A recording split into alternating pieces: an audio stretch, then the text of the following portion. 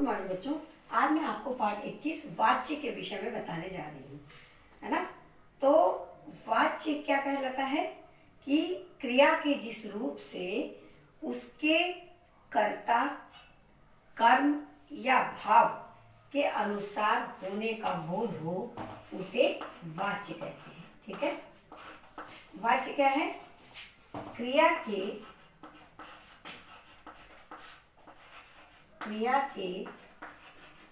जिस रूप से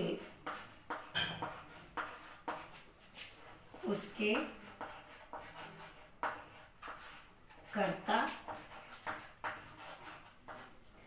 कर्म या भाव, ठीक, के अनुसार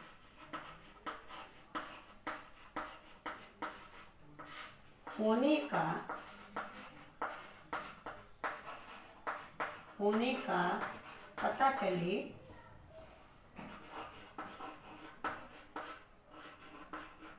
उसे क्या कहते हैं?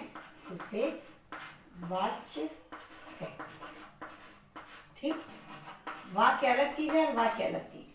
क्रिया के जिस रूप से उसके कर्ता, कर्म या भाव के अनुसार होने का पता चले उसे वाच्य कहा जाता है। ठीक, वाच्य के 3 भेद होते हैं। वाच्य के 3 भेद हैं।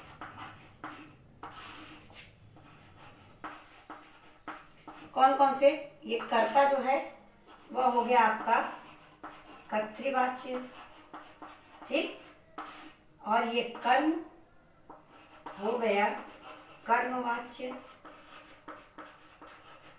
और ये भाव हो गया आपका भाववाच्य। ठीक, जो कर्ता है वो कर्तृवाच्य, जो कर्म है वो कर्मवाच्य, जो भाव है वो भाववाच्य। अब हम इन तीनों के बारे में आपको विस्तार से बताएंगे। सबसे पहला, जो कर्ता, नाम से स्पष्ट है कि जो करने वाला है ना, वो कर्तृवाच्य। ठीक, अब कर्तृवाच्य क्या है? कर्तृवाच्य जिस वाक्य में कर्ता की प्रधानता हो, यानी जो करने वाला है ना, जो काम कर रहा है, जिस वाक्य में उसकी प्रधानता हो, जिस वाक्य में कर्ता की प्रधानता हो तथा क्रिया का मुख्य संबंध कर्ता से ही हो, यानी कि जो क्रिया कर रहा है वह कर्ता ही कर रहा है, किसी और से नहीं करा रहा है, तो उसका मुख्य संबंध किससे हो? क्रिया का मुख्य संबंध जो है वो कर्ता से ही हो, उसे कर्तृवाच्य कहते हैं। जिस वाक्य में कर्ता की प्रधानता हो,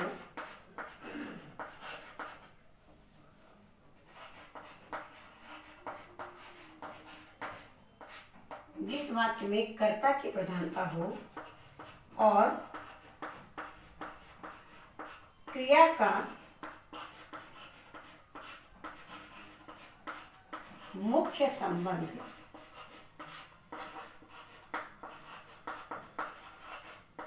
कर्ता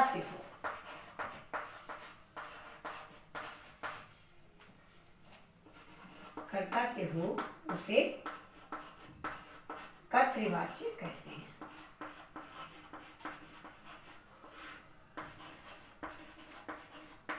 ठीक, उसे कर्तृवाच्य कहते हैं।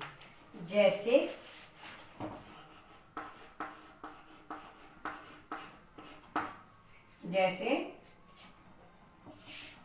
घोड़ा घास खा रहा है।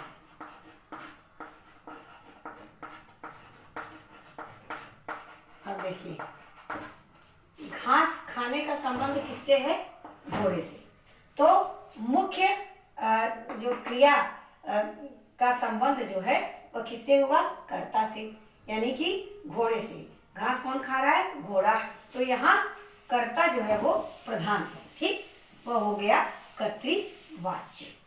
अब इसके बाद हम आपको बताते हैं कि कर्तृवाच्य में कर्ता वाक्य में सबसे पहले आता है। जब हम कर्तृवाच्य के बारे में बताते हैं तो कर्ता जो है वो सबसे पहले आता है, यानी कि जो सबसे पहला शब्द है वह हो जाता है कर्ता, कर्तृवाची। और कभी कभी कर्ता के साथ विभक्ति ने जुड़ी होती है, ठीक है। जैसे रोमा ने जो है चित्र बनाया, ठीक, रोमा ने, विभक्ति जुड़ गया। विभक्ति जानते हैं ना, कारक, जो 8 कारक होते हैं, कर्ता, कर्म, करण, संप्रदान, अपादान, संबंध, संबोधन, तो अधिकरण, संबंध, संबोधन। तो ये जो 8 कारक होते हैं, जो उनकी विभक्ति होती है, उनमें कर्ता ने हो जाता है। तो ने जो विभक्ति है वह कर्ता के साथ जुड़ जाता है। और विभक्ति ने सहित कर्ता में क्रिया का लिंग, वचन, कर्म के अनुसार होता है, परंतु कर्ता ही प्रधान माना जाता है। अगला है कि विभक्ति रहित कर्ता में, जहां विभक्ति का प्रयोग नहीं होता, क्रिया कर्ता के लिंग और वचन के अनुसार प्रयोग की जाती है। जैसे कर्ता अगर स्त्रीलिंग में है तो और एक होगा, और अगर मान लिया वह पुल्लिंग है और बहुवचन है तो वह पुल्लिंग बहुवचन में प्रयोग होगा, ठीक। कर्तृवाच्य में अकर्मक तथा सकर्मक दोनों क्रियाओं का प्रयोग होता है। जब हम कर्तृवाच्य कर्ता का कर्तृवाच्य का प्रयोग करते हैं तो उनमें जो क्रिया के 2 भेद हैं, अकर्मक और सकर्मक, उन दोनों क्रियाओं का प्रयोग हो जाता है, ठीक। अब इसके बाद दूसरा आपका आता है कर्मवाच्य। दूसरा क्या आ गया? कर्मवाच्य। तो कर्मवाच्य के अंतर्गत जिस वाक्य में कर्म प्रधान हो, उसमें कर्ता प्रधान था, अब इसमें कर्म प्रधान हो। जिस वाक्य में कर्म प्रधान हो, जिस वाक्य में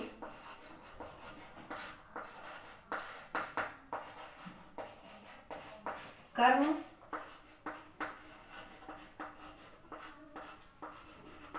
प्रधान हो और क्रिया का मुख्य संबंध, देखिए कर्तृवाच्य में कर्ता से था और इसमें किससे होगा? कर्म से, और क्रिया का मुख्य संबंध कर्म से हो,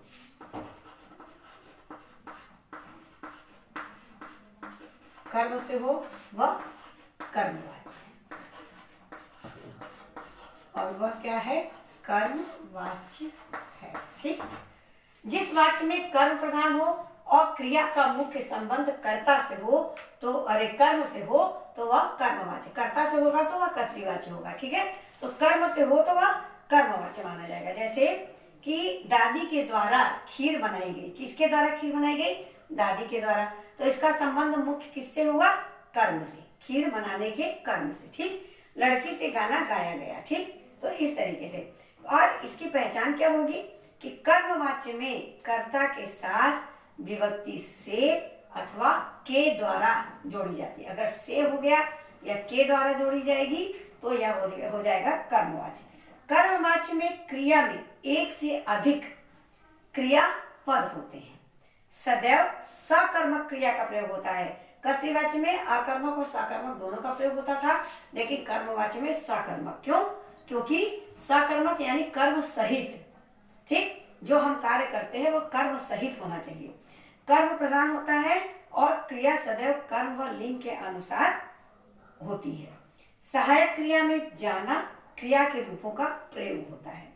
कर्मवाच्य में कर्ता कभी कभी अप्रत्यक्ष रूप में होता है, कभी कभी कर्ता सामने नहीं आता। जैसे पौधे लगाए, अब किसने लगाए? माली ने लगाए। चोर पकड़ा गया, किसने पकड़ा? पुलिस ने पकड़ा, या घर वालों ने पकड़ा, या मोहल्ले वालों ने पकड़ा। कर्ता का लोप हो जाता है, फिर भी वो कर्मवाच्य है, ठीक। अब तीसरा आपका आ जाता है भाववाच्य। तीसरा आपका आ गया क्या चीज? भाववाच्य।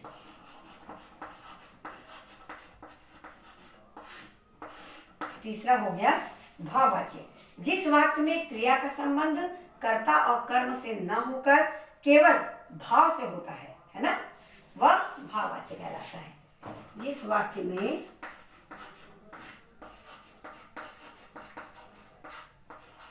वाक्य में क्रिया का संबंध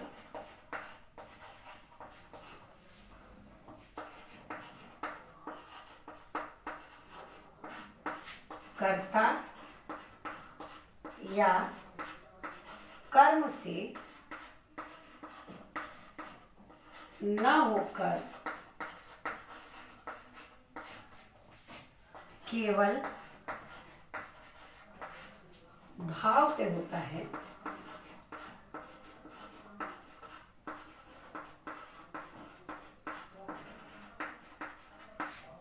वह क्या कहलाता है? भाववाच्य।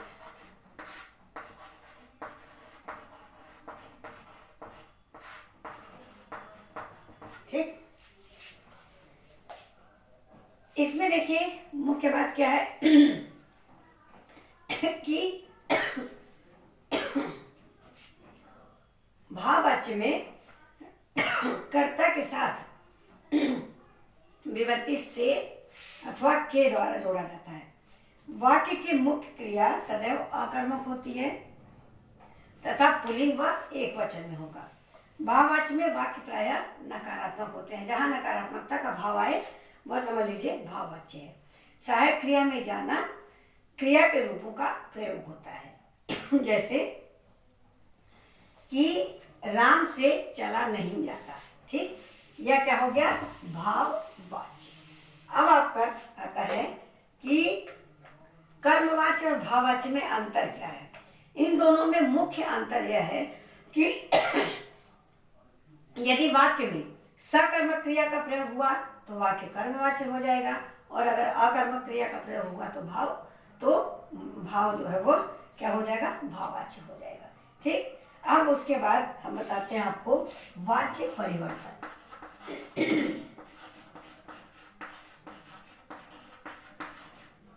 वाच्य परिवर्तन। वाच्य परिवर्तन क्या है? जैसे कर्तृवाच्य से कर्मवाच्य बनाना।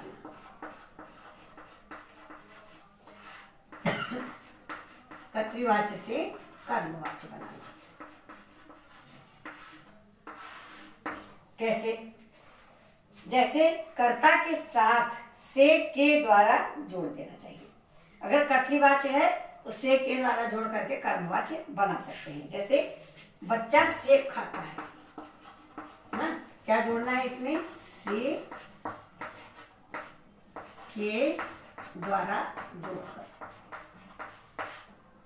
ठीक है, अब बच्चा सेब खाता है, ये कर्तृवाच्य है। ठीक, अब इसका हमें कर्मवाच्य बनाना है तो क्या बनाएंगे? बच्चे से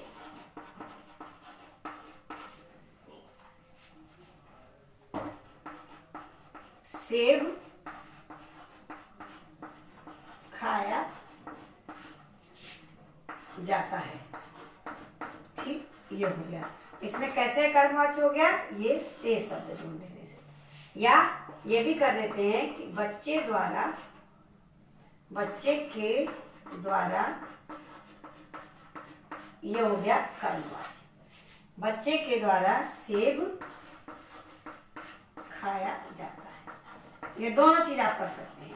बच्चे से सेब खाया जाता है तब भी कर्मवाच्य होगा, बच्चे के द्वारा सेब खाया जाता है तब भी ये कर्मवाच्य होगा। इस प्रकार जो है कर्तृवाच्य से कर्मवाच्य में से के द्वारा जोड़कर कर्तृवाच्य से कर्मवाच्य में बदला जाता है। अब देखिए कर्तृवाच्य से अगर हमें भाववाच्य बनाना है तो कर्तृवाच्य से भाववाच्य, कर्तृवाच्य से भाववाच्य बनाना है तो क्या करेंगे? इसमें से लगाकर उसके अनुसार उसका रूप बदल कर लिखना पड़ता है। जैसे लड़का नहीं पढ़ता ना, इसमें से लगाकर रूप बदल देते हैं। से लगाकर रूप बदलते हैं। ठीक, जैसे लड़का नहीं पढ़ता है,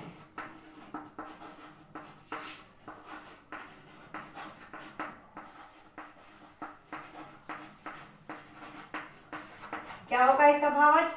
लड़के से लग गया, पढ़ा नहीं जाता।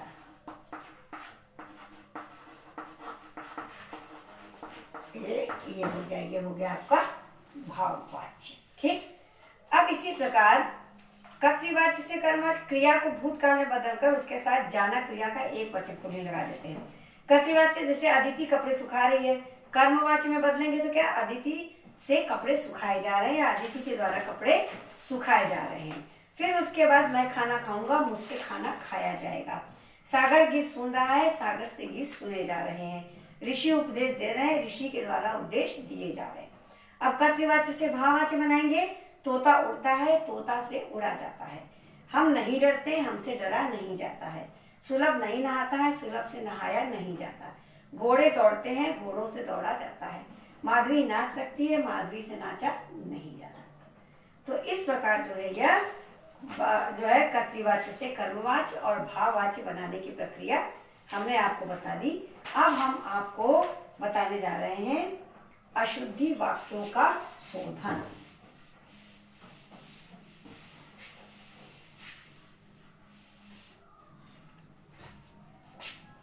पाठ 22 क्या होगा? अशुद्ध वाक्यों का शोधन, यानी अशुद्ध वाक्यों को शुद्ध करना। अशुद्ध वाक्यों का शोधन। ठीक, ये हो गया आपका पाठ।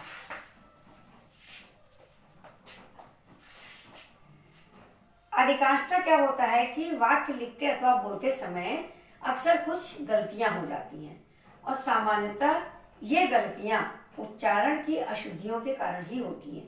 जो हम उच्चारण अशुद्ध करते हैं उसी के कारण हमसे ये गलतियां हो जाती हैं।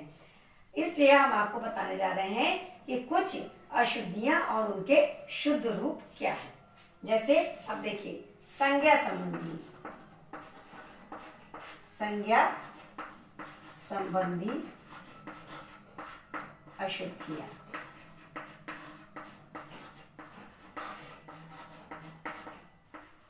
संज्ञा संबंधी अशुद्धियां क्या हैं?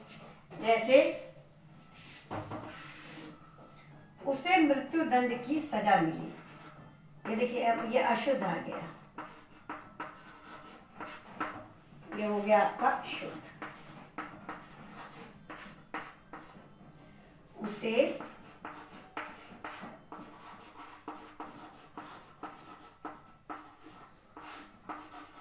मृत्यु दंड की सजा मिली, तो इसमें क्या शुद्ध हुआ? मृत्यु दंड तो खुद एक सजा है ना, दंड माने सजा, और फिर हमने यहाँ पर ये सजा कर दिया तो ये अशुद्ध हो गया। तो क्या होगा? उसे मृत्यु दंड मिला, ये शुद्ध हो गया।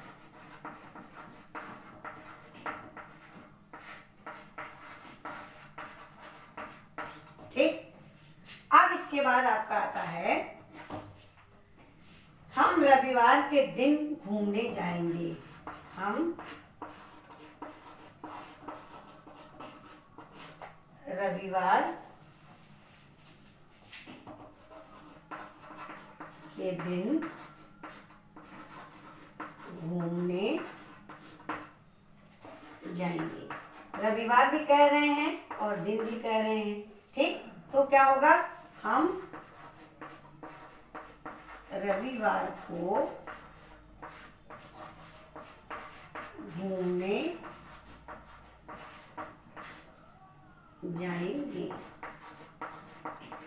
ये हो गई आपकी संज्ञा संबंधी अशुद्धियां। यानी कि जो हम बोलते हैं उसमें हम यह ध्यान नहीं देते कि हम क्या बोल रहे हैं और वही अशुद्ध हो जाता है। ठीक है, हम जानबूझकर अशुद्धियां करते हैं जबकि हमको ये पता है कि हमें ये चीज नहीं करना चाहिए। फिर उसके बाद आपका आ जाता है लिंग संबंधी।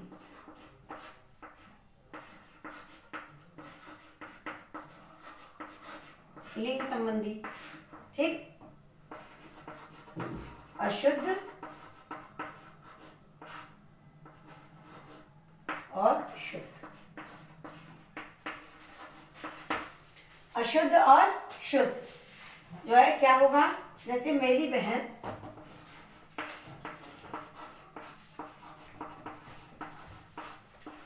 अंग्रेजी की कवि है। अब क्या होगा? अगर बहन है, स्त्रीलिंग है, तो क्या होगा? यहाँ पे कवित्री होगा, है ना। कवित्री है। ठीक, मेरी बहन अंग्रेजी की कवित्री है।